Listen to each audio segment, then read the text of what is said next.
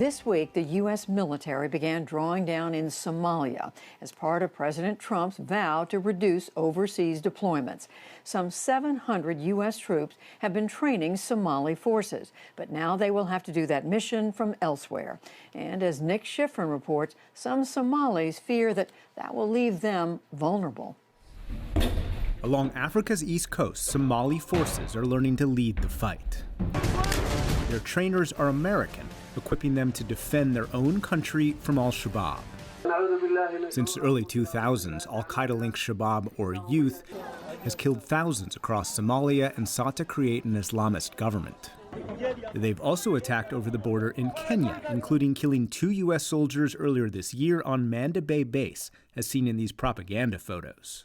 This morning, we will recognize the soldiers of the Danab Special Forces. The Somali troops trained by U.S. Special Operations Forces were Somalia's own elite unit, the Danab. The U.S., everybody knows their capabilities in the military, and they bring really their best to train and advise our forces, and it has been very beneficial.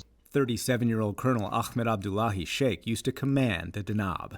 He says he grew close to U.S. officers through training, mentoring, and advising. You build a bond, so working together has been very beneficial for the Somali forces. But U.S. Special Operations Forces are now leaving. The U.S. military released photos of a carrier strike group and its 5,500 sailors off the coast of Somalia, protecting some 700 U.S. troops as they withdraw to neighboring countries and consolidate onto U.S. bases. Ending the train and equip program is self-defeating, says Abdullahi. It's coming abrupt, coming very sudden, and without any warning. Al-Shabaab pledged that they will keep the pressure on the Americans. This decision will embolden them. And the decision could weaken the 3-year-old U.S. allied Somali government because it precedes upcoming elections, says Horn of Africa analyst Omar Mahmoud. Pulling out troops in such a way, especially such a rushed way, can create quite a vacuum. Al-Shabaab very much also watches these developments, uses them in their propaganda. So would very much present this as a victory on their part, that they were able to drive out U.S. troops from Somalia. But critics of the Somalia mission argue U.S. troops are not the solution to solving the civil war, and a new strategy was overdue. The troop withdrawal could represent the beginning of a new policy, a policy aimed at achieving some kind of political reconciliation and peace negotiations. Sally Booker is the president of the Center for International Policy and Independent Research Center. He says some al-Shabaab fighters have local grievances, such as government corruption. Others have regional Islamist goals, and the conflict has no military solution. The military victory is out of the reach of the federal government. It's out of the reach of the U.S. government. But it's also unlikely that al-Shabaab can achieve a decisive military victory. And therefore, it's time to change the strategic goal to one of political reconciliation and peace negotiations. Booker argues U.S. military's Africa Command, or AFRICOM, has for years overstated the al-Shabaab threat. There is not any clear indication that al-Shabaab has attempted to organize any international terrorist activities targeting U.S. assets or the so-called U.S. homeland. AFRICOM is engaged in threat inflation in order to justify their continuing focus on a misguided strategic goal of defeating al-Shabaab militarily. But the U.S. military argues the counter-terror mission inside Somalia is essential and will carry on. The U.S. can continue to conduct airstrikes in Somalia from neighboring Djibouti.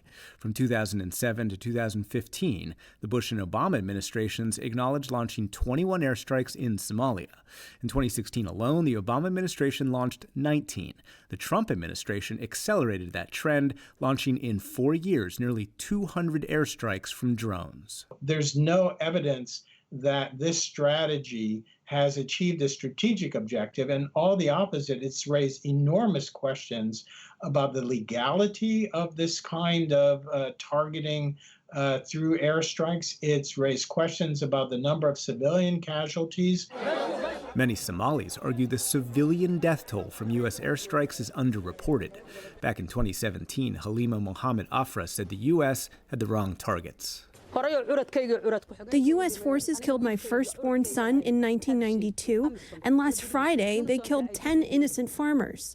The current mission began in 2017, the first regular deployment to Somalia in decades. That effort ended in the 1993 battle that became known as Black Hawk Down. 18 U.S. soldiers died.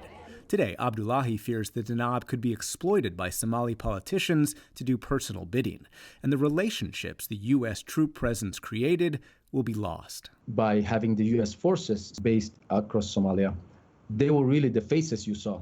And if somebody have a grievance, they could come to them to talk to them. And now that relationship will not exist anymore. The withdrawal also comes at a fragile time regionally. In neighboring Ethiopia, battles between the national government and a rebellious regional government led to hundreds of thousands of refugees. The region is a tinderbox. It could easily go up into flames further than it already is. So the United States should focus not so much on weapons and violence as its ability to project power to solve problems in the region, but on relationships between nations, between peoples. This is a strength the United States has that it is simply not using, that it needs to use. The U.S. drawdown from Somalia will conclude before President-elect Biden takes office, but he will inherit the violent regional challenges, and those aren't going away. For the PBS NewsHour, I'm Nick Schifrin.